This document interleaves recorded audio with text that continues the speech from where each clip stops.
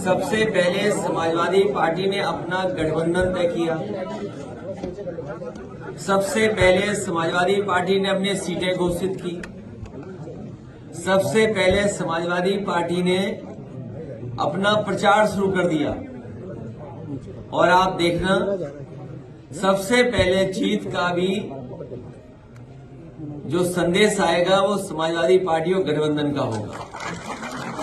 तो सबसे पहले गठबंधन किया, सबसे पहले सीटों का बंटवारा किया, सबसे पहले पार्टी कैंपेन सॉन्ग रिलीज किया। तो आप पहली सूचना भी समाजवादी पार्टी और गठबंधन की सीट की जीत का आपको सुनने को मिलेगा। जहां तक बीजेपी का सवाल है, कल भी आपने भाषण सुना होगा।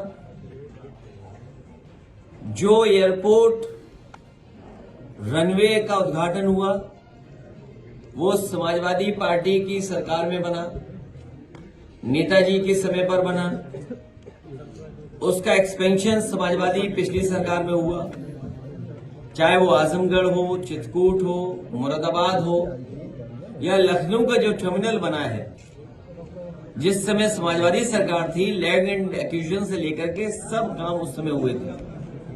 और उसका परिणाम ये हुआ कि आज आपको वो काम सब दिखाई दे रहे हैं।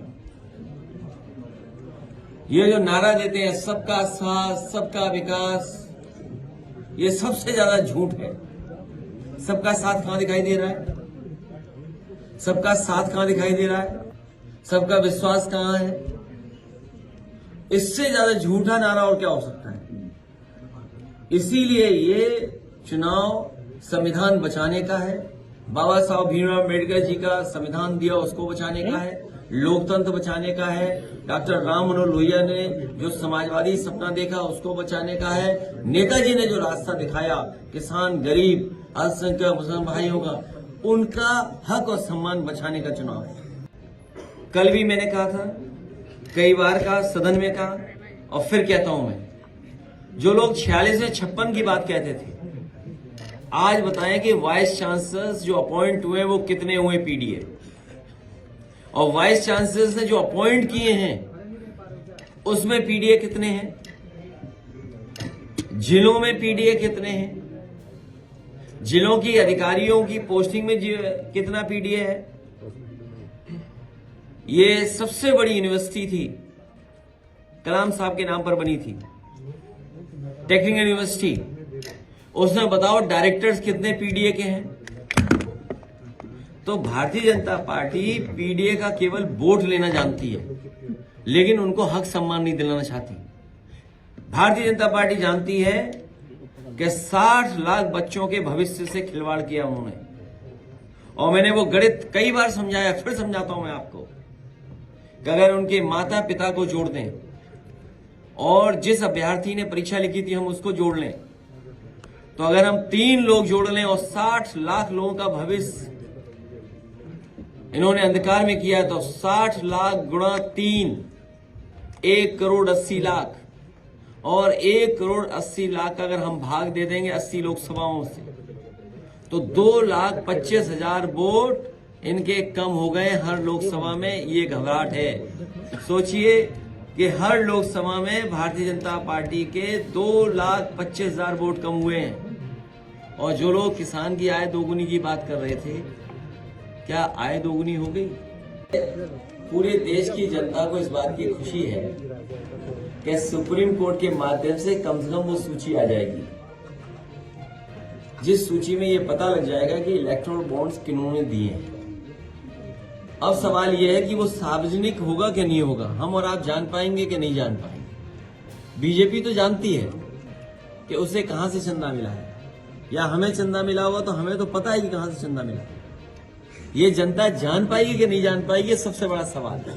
इसलिए हमें उम्मीद है कि सुप्रीम कोर्ट के माध्यम से, या जो साथी इस बात को चाहते हैं कि जनता जाने, तो मुझे उम्मीद है कि देश की जनता जानेगी कि इलेक्टोरल बॉन्ड्स बीजेपी पे जो आए हैं या अन्य दलों पे जो आए हैं वो किन किन के माध्यम से पहुंचा। सुप्रीम कोर्ट ने कहा इलेक्शन, सोचिए क्या कहते हैं कि हम दुनिया की 5वीं अर्थव्यवस्था बन गए हैं, विश्व गुरु बन गए, विकसित भारत बनाना चाहते हैं, 80 करोड़ लोगों को राशन दे रहे हैं और 90% लड़का पढ़ा लिखा बेरोजगार है। का जो गणित है, इसका जवाब भारतीय जनता पार्टी के पास नहीं है। न पीडीए का जवाब है उनके पास, न किसान की आय दोगुनी का जवाब है, न महंगाई का है और न ही नौकरी का है। मतलब अग्निवीर जैसी आधी अधूरी नौकरी होगी क्या? आप एमएसपी दीजिए और पूरी नौकरी और दीजिए, जिससे वर्दी पहन करके नौजवान को सम्मान मिल सके। इसके चलते कल और लखनऊ में कारोबारी ने सुसाइड एक नहीं, अगर हम एनसीआरबी के आंकड़े देखेंगे तो 1 लाख किसान ने आत्महत्या की है। नौजवानों की अगर हम देखेंगे, गरीबी के कारण, बेरोजगारी के कारण, आप सोचिए परीक्षा कैंसिल हो गई, नौकरी नहीं मिली, तो वही ब्रजेश पाल नौजवान कन्नौज का, उसने अपनी डिग्रियां जला दी और कहा कि ये डिग्री किस काम की है जो मुझे नौकरी नहीं दिला सकते। वहीं फरीदाबाद में एक बेटी वर्षा, परीक्षा कैंसिल हो गई, उसकी वजह से आत्महत्या कर ली। ऐसे न जाने कितने केस हैं नोएडा से लेकर के गाजीपुर तक, जिसमें कई लोगों ने जान दी है। पुलिस की प्रताड़ना से जान जा रही है, पुलिस अन्यायकारी उससे जान जा रही है, सूदखोर डेली दबाव बना रहे हैं, जो लोकल स्तर पे सूदखोर हैं जिसके खिलाफ कार्रवाई होनी चाहिए। बलिया में, आपके इलाहाबाद प्रयागराज में बहुत सारी जगह पर ऐसी घटनाएं, ये सब को बढ़ावा दे रही है भारतीय जनता पार्टी।